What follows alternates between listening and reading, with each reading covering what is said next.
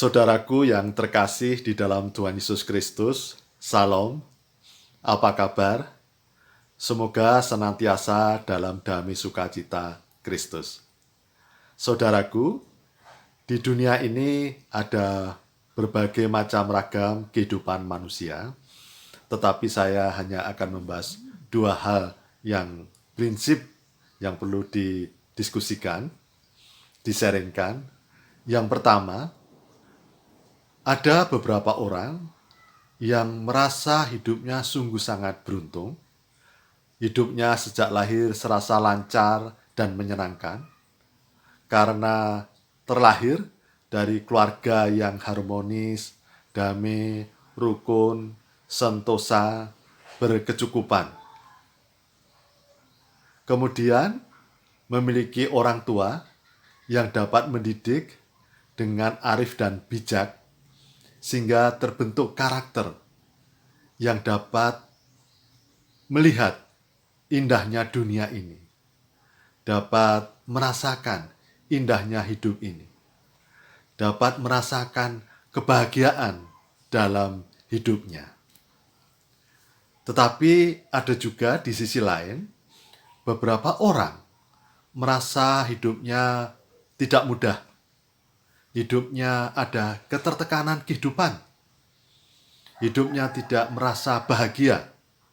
Walau dari beberapa orang tersebut juga berasal dari keluarga yang kelihatan sukses, keluarga yang berkecukupan, dilihat dari sisi lahiriah. Bahkan orang tersebut selain dari keluarga yang sukses, dia juga sukses dalam hidupnya, dalam karirnya. Tetapi hidupnya merasa tidak bahagia. Hidupnya merasa hampa, gersang, dan tawar. Kemudian di dalam dirinya kemudian timbul hal-hal yang negatif, sensitif, mudah tersinggung, mudah marah, mudah dendam, dengki, iri, tamak. Hidupnya berpusat di dalam dirinya sendiri. Seberapapun berkat dari Tuhan tidak pernah cukup. Tidak pernah peduli terhadap dirinya sendiri, apalagi peduli terhadap orang lain. Hidupnya semakin terbelenggu dengan hal-hal yang tidak positif, semakin hari semakin putus asa, semakin kecewa, dan akhirnya untuk apa hidup ini?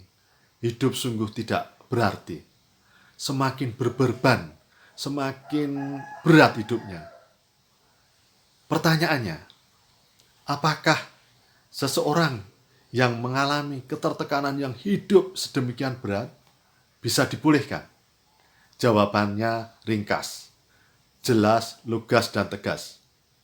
Seseorang yang mengalami hidup dalam ketertekanan dapat dipulihkan dengan total. Bagaimana caranya? Yang pertama, seseorang yang mengalami ketertekanan kehidupan perlu membuka diri, rela untuk menerima kenyataan bahwa dirinya punya masalah. Tidak perlu menutupi dengan kesuksesannya, seolah-olah tidak punya masalah di hadapan orang lain.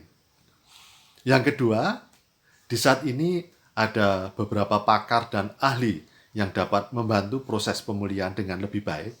Ada psikolog, ada psikiater. Tetapi memang ada beberapa orang dan keluarga yang masih enggan ke psikolog, seolah-olah kalau ke psikolog itu sesuatu yang tabu. Atau mungkin juga karena beban ekonomi yang tidak mampu untuk ke psikiater. Tetapi sekarang ada puskesmas yang mudah dan murah terjangkau dengan BPJS misalnya.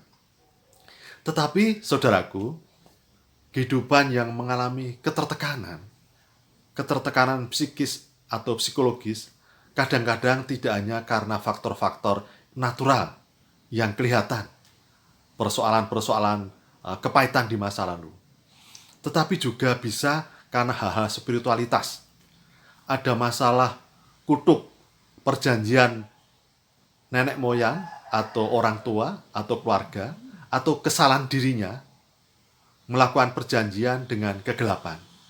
Oleh karena itu, jika demikian, seseorang yang memiliki ketertekanan hidup membutuhkan juga hamba Tuhan yang sungguh dekat dengan Tuhan, yang dapat membantu dirinya untuk mendorong proses pemulihan. Yang pertama, di hadapan hamba Tuhan sebagai penolong untuk dapat mengakui segala kesalahan-kesalahan yang pernah terjadi, yang pernah dialami. Sehingga dengan pengakuan kesalahan dan dosa tersebut di hadapan manusia, juga akan menjadi perkenan di hadapan Tuhan sebagai simbol kerendahan hati. Kemudian bertobat, dan kemudian melakukan pelepasan yang dibantu oleh hamba Tuhan. Dan percayalah, dengan semangat yang tinggi, karena proses pemulihan ketertekanan kehidupan itu membutuhkan waktu. Tidak bisa instan, harus dengan sabar, dengan rela dan terbuka. Dan apabila terus dilakukan dengan kesabaran, percayalah bahwa Tuhan Yesus Kristus adalah Tuhan yang Maha Kasih. Tuhan Yesus datang di dunia, rela disalib, menderita, dan bangkit adalah untuk orang-orang yang sakit dan menderita, untuk orang-orang yang berbeban berat.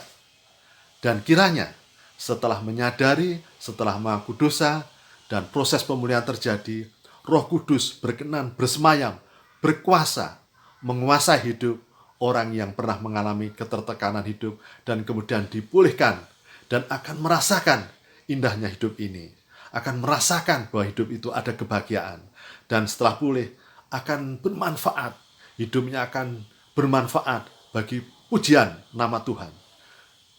Hidupnya dipersembahkan sebagai persembahan yang kudus demi kemuliaan nama Tuhan, bagi kebahagiaan sesama.